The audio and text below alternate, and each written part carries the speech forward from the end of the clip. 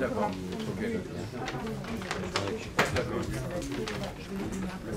Bon. Messieurs. Bonjour. Bonjour, monsieur. Écoutez, vous avez attendu quelques minutes, ça valait la peine. On apprend des dernières nouvelles. Bonjour, monsieur.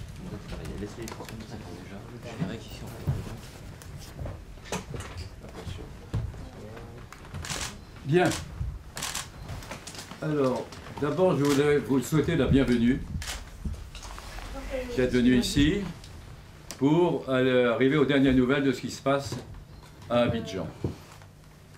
Je tenais à ce que cette conférence ait lieu parce que je pense qu'il importe que nos amis en Afrique sachent que la France, ce n'est pas seulement les canonnières et les vantardises d'un gouvernement qui est désavoué par le peuple.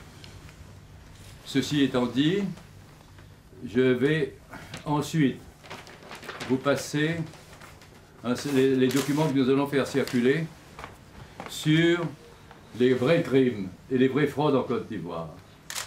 Quand M. Ouattara dit, et ses amis, nous exigeons que M. Gbagbo reconnaisse que M. Ouattara a été élu, c'est la preuve qu'ils se sentent mal dans leur peau.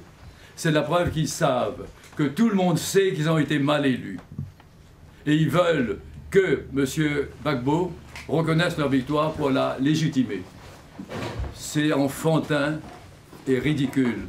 C'est comme si De Gaulle avait exigé en 1944 que le maréchal Pétain crie « Vive De Gaulle ». Mais De Gaulle était un géant. Nous sommes gouvernés par des nains. Les propos principaux, c'était les nouvelles de là-bas. Ce qui montre que malgré l'intervention de l'armée française ouvertement, jusqu'à maintenant, c'était une intervention cachée. On armait l'armée rebelle. On déléguait auprès d'elle des techniciens. Aujourd'hui, on bombarde directement, avec les arguments les plus fallacieux. On dit par exemple, on est contre l'usage d'armes lourdes. Et on utilise les armes lourdes contre le gouvernement légal. On parle de crimes, on parle de massacres de population. L'armée rebelle a massacré 800 personnes à Douai. Même l'ONU le reconnaît, même la Croix-Rouge le reconnaît. Et on ne fait rien à ce sujet. C'est une expédition coloniale qui est engagée. Et là-dessus, je crois que l'honneur de la France, c'est que des Français disent non. Et que, rappelez que ces expéditions coloniales se terminent toujours par des défaites. Qu'en France, le gouvernement français médite sur Dien Bien Phu, où l'armée française a été vaincue par des gens qui n'avaient pas de chars ni d'avions, mais qui avaient la fermeté d'âme et le courage, qui se souviennent de l'Algérie, où la France a été vaincue également, le colonialisme français en tout cas. Et nous disons aujourd'hui dans cette expédition coloniale, l'invasion coloniale sera battue aussi. Déjà, nous sentons l'opinion internationale qui change. Elle n'est plus abusée par les médias. Le représentant du gouvernement de Côte d'Ivoire vous a signalé la position courageuse de la Russie, la position de l'Angola. Cette position ne va faire que s'étendre. En Afrique, on ne peut pas tolérer tout de même que des forces venues d'Europe essayent d'imposer un gouvernement qui n'a pas l'appui de la population. C'est clair maintenant, quand on voit les combats qui se déroulent à Abidjan, que M. Ouattara n'a pas l'appui de la population, c'est évident. Le renversement du gouvernement en Tunisie a été le fait d'une marée populaire. On n'a pas eu besoin de l'armée française. Au contraire, le gouvernement français proposait sa police à Ben Ali. Bon. En Égypte, le gouvernement de Moubarak a été renversé par une marée populaire. Ici, il n'y a pas eu de marée populaire en faveur de M. Alassane Ouattara. Il y a une armée suréquipée qui a mené une campagne victorieuse contre une armée locale et qui, maintenant qu'elle se heurte à la population, connaît un échec. Un échec tellement évident que l'armée française est forcée d'intervenir ouvertement et je dirais cyniquement. Clémenceau disait « c'est le dernier quart d'heure qui compte ». Nous voyons qu'avec le courage que le président Gbagbo a montré pour sauver la légalité, sauver les institutions, le dernier quart d'heure ne sera pas celui que rêvaient les rebelles, ni ceux qui tirent leurs ficelles à Paris ou à Washington. C'est évident, la presse le raconte.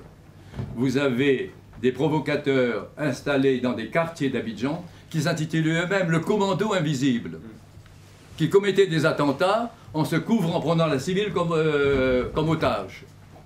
Qu'il y ait eu des morts civiles à ce moment-là regrettables, je crois que le fait est incontestable. Mais c'est le fait de ce commando invisible de provocateurs, dont l'existence est reconnue. Par contre, À Douekoué, c'est 600 ou 700 personnes massacrées. Et non pas tuées avec des éclats d'obus, mais tuées à la machette, tuées au pistolet. Ça, c'est un crime contre l'humanité. Et ce crime-là, c'est le crime des forces rebelles. Celle de M. Ouattara. De sorte que M. Ouattara apparaît aujourd'hui comme le protégé de la France et le chef, nominal peut-être, d'une bande d'assassins. Mais le fait est qu'essentiellement, nous avons d'un côté une résistance et de l'autre une armée d'invasion.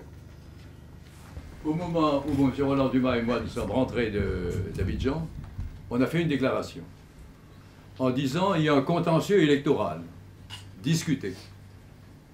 Chacun prétend avoir gagné. La solution la plus simple, c'est de faire ce qu'on fait en France. On recompte les voix. Et M. Ouattara, par l'intermédiaire de M. Sora, dit on ne recompte pas les voix, ça va faire perdre du temps.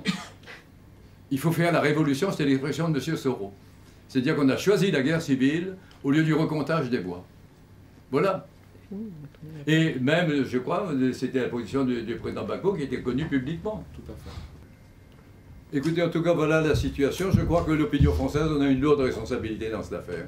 Parce que tout ça, ça se fait en notre nom. Et la honte, ensuite, elle est pour nous. Ces morts de Côte d'Ivoire, nous en portons la responsabilité. Ces civils tués à Douekoué, dont le gouvernement français ne parle pas. C'est une responsabilité pour nous, aux Français. Parce que ça a été fait par une armée que nous avons équipée. Par un chef que nous soutenons. Et qui, je ne peux pas dire qu'il est impliqué directement dans le massacre, mais il est au moins le chef nominal d'une bande d'assassins.